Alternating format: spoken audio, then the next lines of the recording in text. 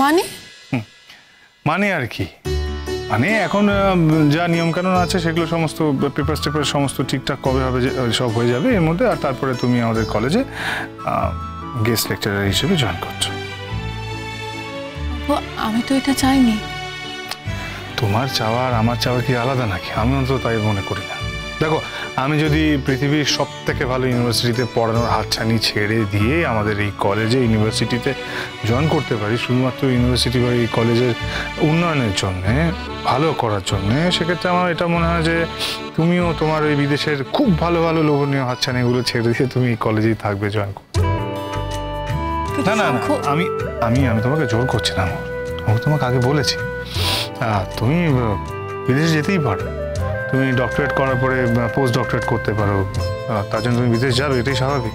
আর তুমি কয়েকদিনের জন্য বা 2 বছরের জন্য লিভ নিয়ে যেতে পারো, কিন্তু আমার মনে হয় যে তুমি ডক্টরেট করার সঙ্গে সঙ্গে এখানে যদি তুমি লেকচারার হিসেবেও থাকো, তুমি যদি পড়াও, সেটা তোমার ক্ষেত্রেই ভালো হবে। শঙ্কু, আমি তো চাকরির চেষ্টা না করে বসে নেই, আমি তো চেষ্টা করছি। তাছাড়া পিএইচডি করলে তো কিছু টাকা পয়সা পাওয়া যায়, একদিক থেকে সেই ভরসাটা কিন্তু আছে। তাছাড়া আমি অন্যান্য কলেজে অ্যাপ্লাই করেছি, যে কোনো দিন গেস্ট লেকচারারের অফার আসতে পারে। নিজের ইউনিভার্সিটি থাকতে তুমি অন্য জায়গায় যাবে?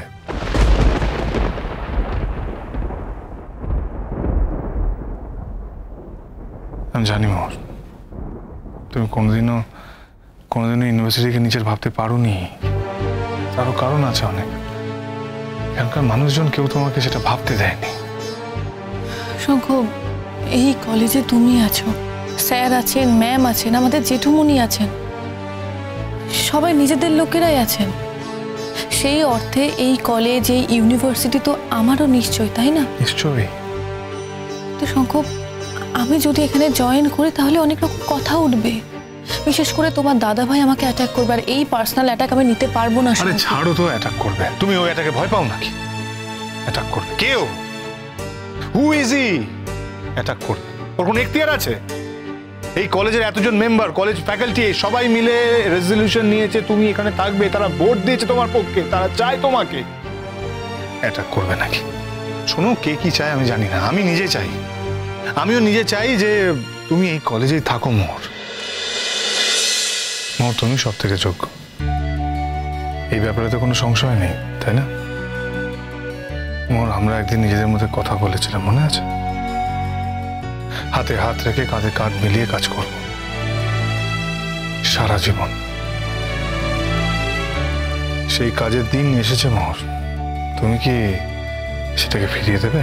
কিন্তু আমি মোহর, তুমি আমাকে বলেছিলে তুমি আমাকে ছেড়ে বিদেশে গিয়ে থাকতে পারবে না।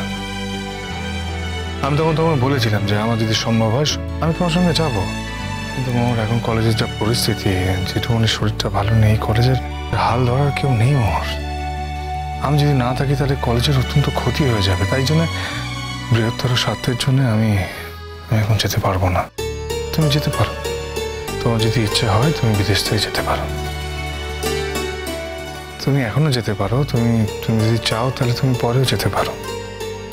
সুখ, আমি কোথাও যাব এই কথা তো কখনো বলিনি। এখানে শিক্ষার কি অভাব আছে? সব রকম শিক্ষা আমাদের দেশে তো পাওয়া যায়।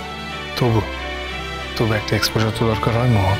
জানি, কিন্তু তার জন্য তো সময় পড়ে আছে শঙ্খ, এক্ষুনি যে যেতে হবে তার তো কোনো মানে নেই। শোনো শঙ্খ, একদিন আমার দেশ থেকেই লোকে আমাকে ডেকে নিয়ে যাবে, এই দেশে যা যা আছে সব কোর্স আমি শেষ করব, ওইভাবে আমি এক্সপোজার নিতে চাই শঙ্খ। বিদেশে কাজ করে এক্সপোজার নিতে হবে তার তো কোনো মানে নেই শঙ্খ, কাজ আমি দেশে করতে চাই। আরে বাবা, তাই যদি হয় তাহলে আমাদের কলেজ কেন না? আমি তো সেটাই বুঝতে পারছি না। তুমি কি চাও না আমাদের কলেজের নাম হোক, উন্নতি হোক? তোমার জন্য যদি একটু কলেজের নাম হয়, উন্নতি আরো বেশি হয়, একটু সম্মান হয়, লোকে যদি একটু বেশি চর্চা করে, সেটাই তো ভালো, সেটাই তো চাওয়া। কেন তুমি চাও না সেটা? দেখো, জেঠুমনি কিন্তু একটাই চাওয়া, এই কলেজের উন্নতি।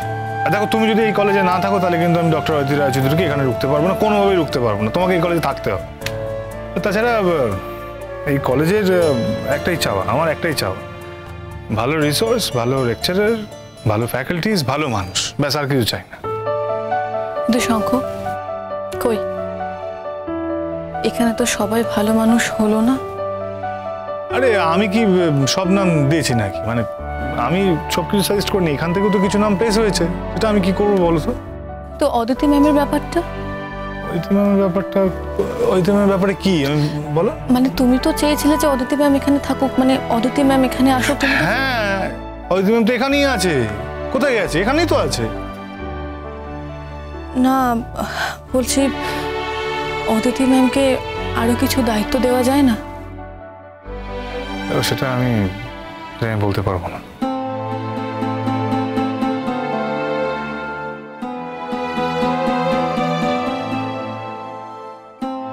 আচ্ছা শঙ্খ, মা বলে কি আরো প্রাণ থেকে মন থেকে একটু ডাকতে পারো না?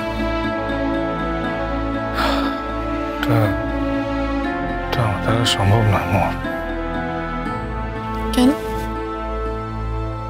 তুমি যখন আমার সামনে বলতে পারো, অন্যদের কাছে বলতে পারো, তখন তোমার মায়ের সামনে কেন বলতে পারবে না? আচ্ছা, ওনারও তো ইচ্ছে করে নিজের ছেলেকে আরো কাছে পেতে। চাইলে গিয়ে পাওয়া যায় মা সবসময়? সেটা যে দেবে তার দেওয়ারও তো একটা সীমাবদ্ধতা আছে। শঙ্খ, এখানে সীমাবদ্ধতার প্রশ্ন কেন আসছে? দেখো, অদিতি ম্যাম কি এমন অপরাধ করেছেন যার জন্য উনি সারা জীবন বঞ্চিত থাকবেন? বললাম তো হবে না আমার দ্বারা। কেন বুঝতে পারছো না তুমি? ও বুঝেছি, অদিতি ম্যামের ওপর তোমার এখনো রাগ আছে। শোনো, তোমার অদিতি ম্যামের উপর আমার কোনোদিন কোনো রাগ ছিল না। অভিমান অনেক ছিল, রাগ ছিল কিনা জানি না। অভিমান ছিল, রাগ ছিল, কি ছিল, সবকিছু মিলে মিশে একাকার। বলছি, সেটা কি আজীবন বজায় থাকবে? আমৃত্যু, যতদিন ম্যাম বাঁচবেন ততদিন। আরে বাবা, কোথায় অন্য কথা হচ্ছে? তার মানে তুমি কি অন্য কথা ঢুকিয়ে দিচ্ছ? কি বলছো বলো তো? শঙ্খ, আমি যা বলছি একদম ঠিক কথা বলছি, কোনো ভুল কথা বলছি না। তুমি এখনো মাঝে মাঝে ম্যামকে অদিতি রায়চৌধুরী বলে ডাকো। ম্যামের যে কতটা খারাপ লাগে সেটা শুধুমাত্র আমিই বুঝতে পারি। শঙ্খ, শঙ্খ প্লিজ, ম্যামকে যদি তোমাদের কলেজে আরো কাজে লাগাতে চাও, ম্যামকে দিয়ে যদি কলেজের কিছু ডেভেলপ করতে চাও, ম্যামের মতো মানুষকে যদি এই কলেজে পুরোটা দিতে বলো, তাহলে তো তোমাকেও ম্যামকে পুরোটা দেওয়া উচিত। তাহলে কি করতে হবে আমাকে? ম্যাম তো তোমার কাছ থেকে বিশেষ কিছু চান না। ম্যামের ওই একটাই আকাঙ্ক্ষা, খুব ছোট্ট আকাঙ্ক্ষা, সব সময় সব জায়গায় সারা জীবন ম্যামকে মা বলে ডাকতে হবে।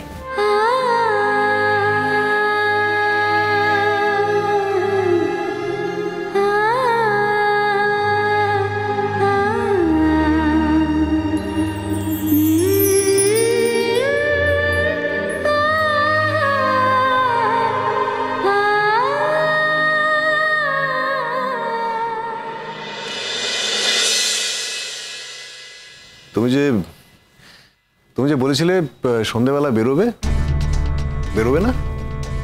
ভেবেছিলাম গুরুজির কাছে যাব, আর একা নয়, আমি তোমাকে সঙ্গে নিয়েই যাব। আমাকে নিয়ে? আমি তো যাব না, মানে আমি গুরুজির কাছে যেতে চাই না। সেই জন্য ঠিক করলাম যে আমিও যাব না। তার মানে আর কিছুই না। দেখো, তুমি এতদিন পর এসেছো, তোমাকে একা একা বাড়িতে রেখে আমি চলে যাব, সেটা তো ঠিক নয়। তুমি তো আমার কাছেই এলে না, সে একা রাখার দোকা রাখা, চলে গিয়েছে অন্য ঘরে। আমার একটা সংস্কার আছে ঈশা,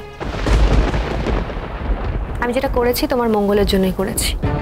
আমার কাছেই যদি না আসো তাহলে কিসের মঙ্গল? দেখো ঈশান, যে ঈশ্বরকে সাক্ষী রেখে আমি তোমার শেষকৃত্য করেছিলাম, সেই ঈশ্বরের কৃপাতেই তুমি আবার আমার কাছে ফিরে এসেছো। তাই আমি মনে করি যে সেই ঈশ্বরকে সাক্ষী রেখেই আবার আমাদের নতুন জীবন শুরু করা উচিত। তাছাড়া বাইরের লোককে, সবাইকে তো আগে জানতে হবে যে তুমি এসেছো। তাই আমি ঠিক করেছি বাড়িতে একটা পুজো দেব, তারপর না হয় আমরা একসাথে থাকবো। একসাথে থাকার দিন তো ফুরিয়ে যাচ্ছে না, এ তো সবে দিনের শুরু। হ্যাঁ, তো তারা কিসের তোমার? আমি তো এতগুলো দিন তোমার জন্য অপেক্ষা করেছিলাম। হ্যাঁ, তো আমিও তো এতগুলো দিন অপেক্ষাই করেছি, করিনি? তুমি তো জেনে বুঝে অপেক্ষা করনি। হ্যাঁ, মানে ঠিক আছে, সেটা করিনি, কিন্তু যখন জানতে পেরেছি তখন তো অপেক্ষা করেছি। আর আমি তোমার জন্য না জেনেই অপেক্ষা করেছিলাম ঈশান।